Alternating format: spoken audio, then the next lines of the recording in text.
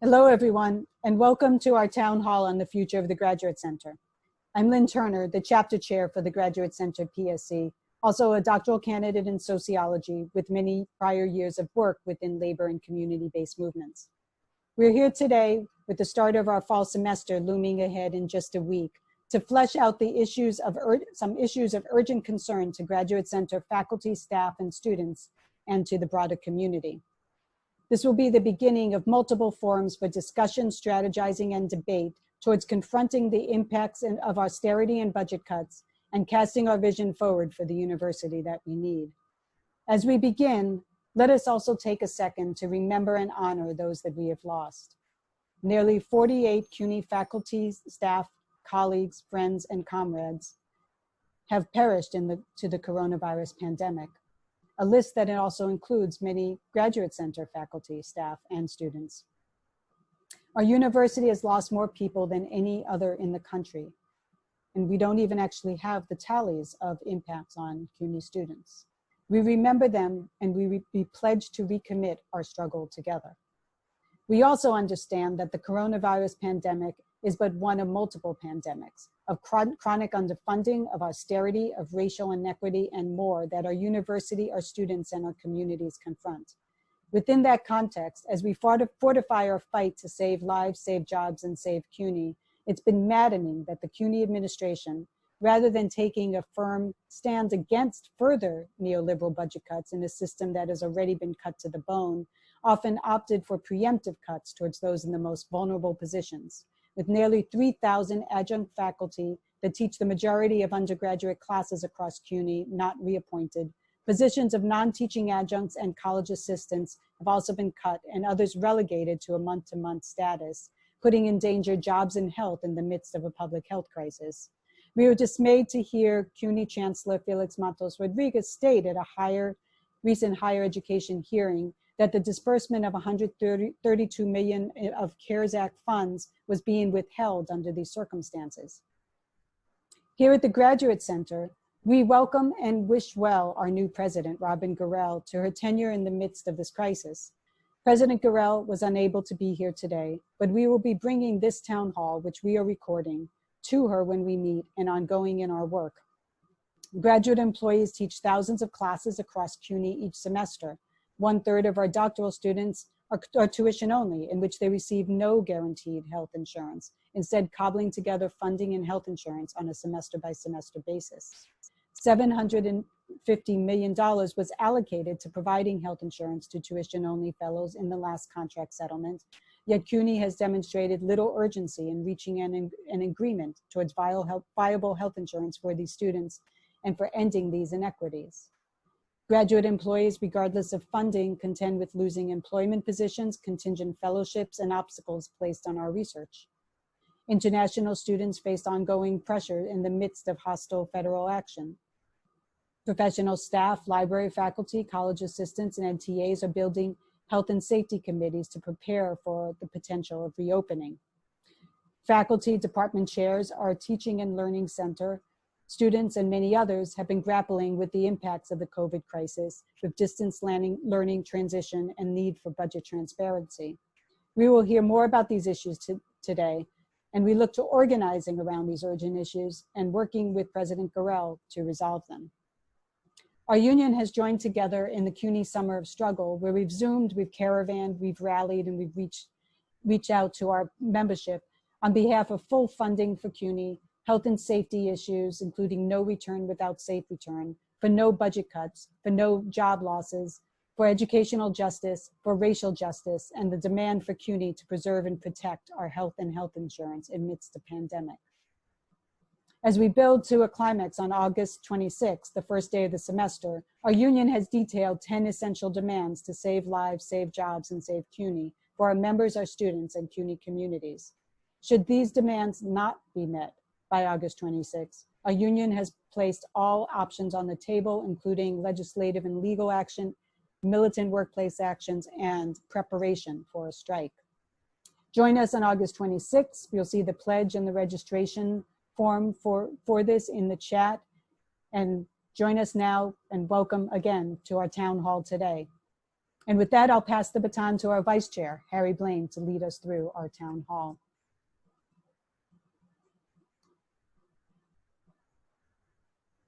Our goal is to make sure that what they're doing is not just hygiene theater, and that they're actually sharing what improvements are being made. The GC shares the building with Oxford University Press and the other NYPL branch there, right? What effects do more people in those spaces have, and our ventilation, right? So there should be transparency from the GC so that we can all understand and make informed decisions.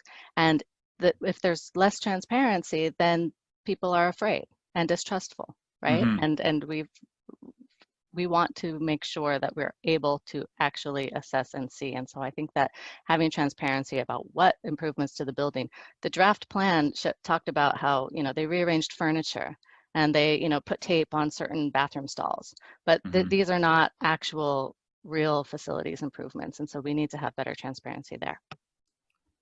Don't expect anybody to go back until the PSC is satisfied with what your plan is, not just CUNY Central, but the PSC. I mean, that's the simplest message. It is one that I think that the PSC has been doing a pretty good job of making. They have said numerous times, we're not going back until we negotiate a safe return. So we need to just make sure that that is a statement that has teeth to it. I know that the Taylor Law is a tough one, so people are concerned, but as far as I'm concerned, screw the Taylor Law. Like, the PSC should be telling faculty and staff, if you're asked to go back before the PSC has approved your message, don't go. I mean, that is dangerous, right? Because you are going to be going against a direct order from the school. But, if you're asking me personally what we should do as Jerry rather than as, I'm not a PSC leader, but that's what we should be doing, is saying, no, we will not go back unless our demands are met. This current moment is simply an extension of CUNY management's pre-existing devaluation of students and educators and graduate workers at the expense of sort of high-level administrative hiring, broader education austerity within CUNY. So I'm Michelle Gaspari. I'm a doctoral student in anthropology, and I'm a co-coordinator for organizing and planning at the CUNY Adjunct Project. And I focus specifically within the CUNY Adjunct Project on the fight to end two-tiered funding of doctoral students at the GC. And this is through a project we call Full and Fair. So I, like 1/3 of all current and incoming doctoral students at the GC, have no funding apart from a 5-year tuition waiver. And some students receive not even that tuition waiver at all. So students who are receiving only tuition waivers or less face disproportionate obstacles to the completion of their programs. We end up scrambling to piece together a living. We're competing for a limited number of adjunct and grad student positions, grad assistant positions, and any of which just get revoked at the last minute. So personally, the GAB that I managed to get last year has been cut, and I've heard of a number of tuition-only colleagues that have also had their fellowships not being renewed in the fall. And international students with tuition-only fellowships, due to their limited work options, that they may only take jobs like adjuncting or fellowships within the CUNY system. So especially now, as we're amid this huge adjunct and fellowship cut and precarity, I want to raise that this is felt very acutely by underfunded students who what we need to ask the new president is to put a stop to those procedures. Like, what are the other examples of this enterprise-like approach towards university? So we have what the students at the Graduate Center jokingly, maybe not, call Krugmanization of the institute. So it's about hiring celebrity faculties, so you would have a more attractive window for the potential customers, usually like MA students who are viewed as money bags, and you want to like attract these students with, as I call them, celebrity faculties, who don't even feel they need to engage with the students. They don't care much about the institution or public education in general, and they are they have high salaries, again, just to have a more decorated, exciting window. The other issue that we have is the Board of Trustees. So this whole idea that the educational system should produce profits we should cut the unnecessary costs. And these are the decisions made by people who mostly have no idea of education, how education should work. So I'm sure many of you have seen the piece in New York Post a couple of months ago that according to some insider source, claimed that after telling us that the Board of Trustees is planning to sell a number of buildings, CUNY buildings, which I think belong to the New York people. This is a public education system. But the idea was that because the Graduate Center is usually empty and the classes are only held at night, there's no need for such a building. So we could just sell it and get the money and do something with it. So this is the type of mentality that, again, like has no idea what education is about, how it works, but just wants to administer the whole institution in a way that, as I said, profits are made and the unnecessary costs are cut. Involved in is I'm an elected member of the Central Faculty Steering Committee, which is a committee of 9 faculty who are centrally appointed, like Michelle and I, where our primary appointments are at the Graduate Center, not on one of the CUNY campuses, to really advise and meet with the president, provost, and other senior officials around a set of issues. And as you might imagine, since COVID happened, it's largely focused on the budget. And what I can say is we, along with the executive officers, there's an executive committee of the executive officers, of which there are probably 35 in total, a mix of centrally appointed faculty, but more typically campus-based faculty. We demanded and got the interim president, Jim Meiskens, to agree to set up what we called the GC Budget Task Force. And that task force was charged with, in effect, advising the administration on exactly how the budget ought to be apportioned with various scenarios moving forward. And the thing that I and my colleagues from the Central Faculty Steering Committee, 3 of the 9 of us, myself and 2 other colleagues, got elected to this committee. And what we're doing on that committee is in effect arguing that everything needs related to the academic program, student support, faculty positions, HEOs, all that needs to be held harmless, and that the cuts need to start with the executive compensation plan. And it was very helpful to get the data that the union demanded through an FOIL request. That allowed us to see how dramatically in the last 5 years, and certainly in the last 10 years, the executive compensation plan has grown to about a $4.5 million budget. So we have proposed, our committee, still waiting to hear what Robin Gorel says about this, our committee proposed a series of targeted cuts in the executive compensation plan. Now, be aware, there's no way we can make up even a small budget shortfall cutting executive compensation plan people alone. It's just, there's just not enough, there's not enough money there. So what we've argued for is, in times past, what the administration has done is simply bowled ahead and made whatever cuts they wanted to make, regardless of what the impact was on academic programs, on the workers themselves.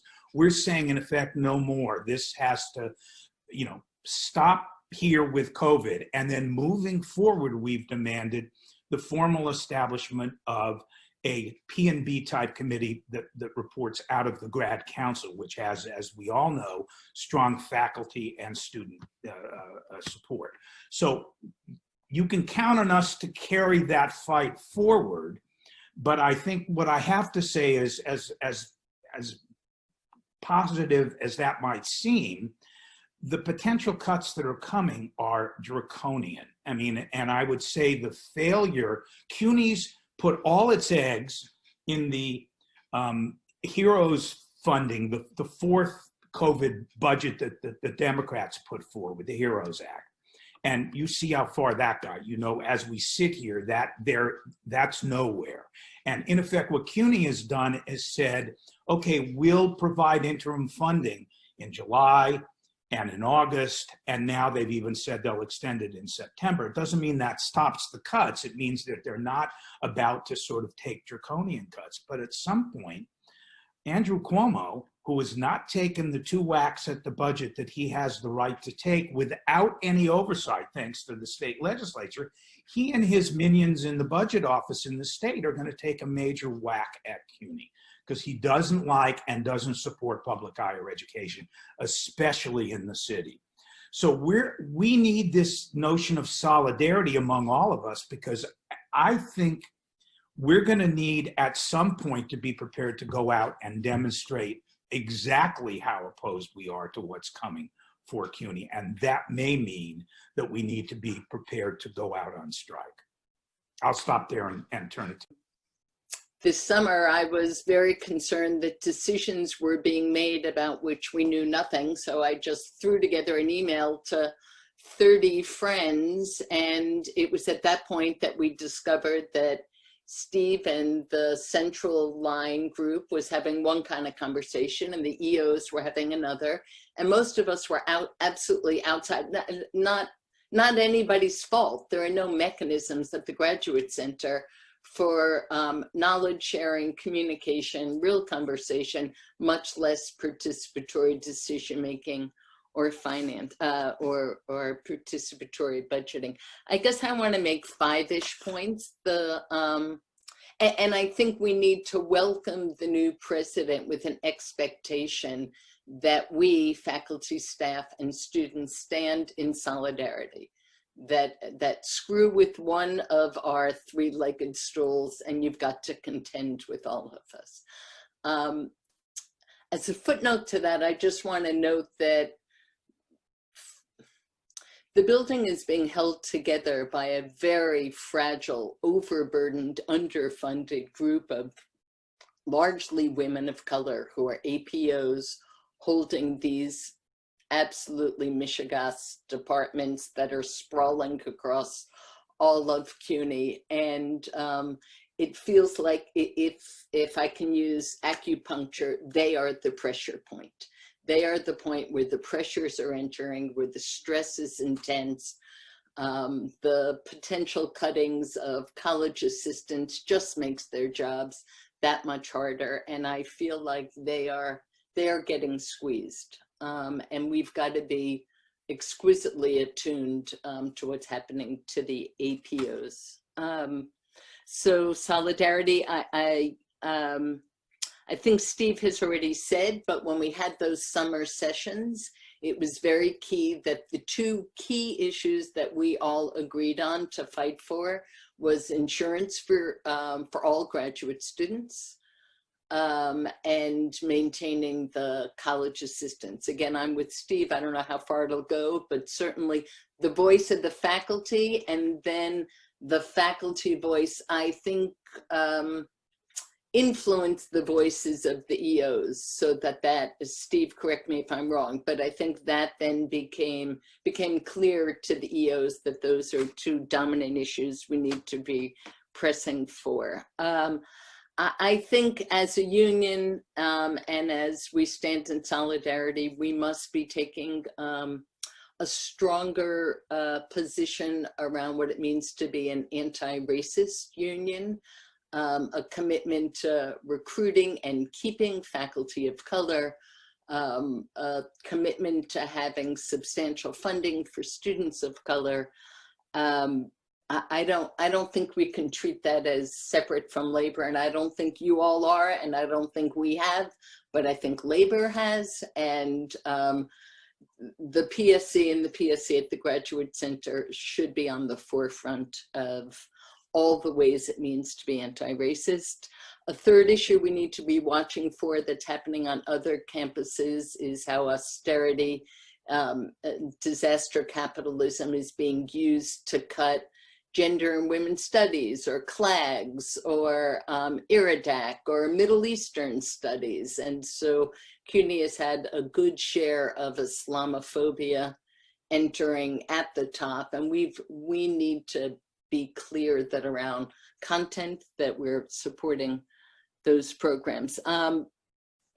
I think the last two issues I want to mention are a much stronger commitment around participatory budgeting. When this summer, again, the very clear message was cut from the top.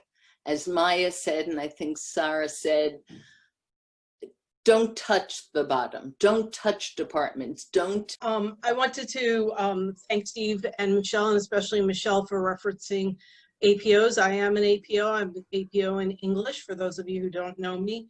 And I appreciate, Michelle, that you and the EO group and Steve's group, the various groups, are centering the work that APOs can do. And I just want to make a call in terms of solidarity and so on, and recognizing the work we do. We are the lowest level of HEOs.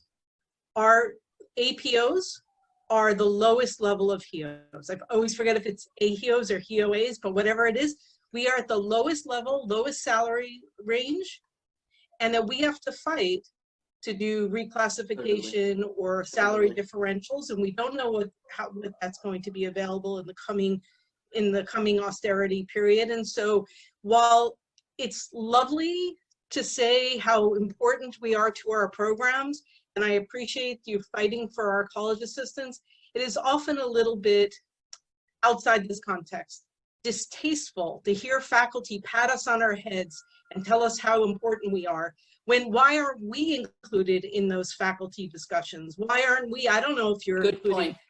point. We shouldn't always separate ourselves. Yep. We are the academic officers of the academic programs. We should be Agreed. connected. And we should also be fighting, all of us, faculty, staff, and graduate student workers, to recognize that those people, that students and faculty and the higher administration, I don't know, every president, every provost tells us we are the heartbeat, we are the skeleton, we are the most important part of the Graduate Center, and we're the lowest level of HEO. And we need a whole class. I can apply for reclassification. I will probably get it. I work for a wonderful supportive program. I do all kinds of really great things. I would probably, if there's money for it, I would probably get it. But each of us shouldn't have to go through that exercise separately. So thank you so much for the recognition from everybody, all my students who are on here. There's lots of you who always write to me after this saying it was great seeing you on here and being vocal. Fight for us too.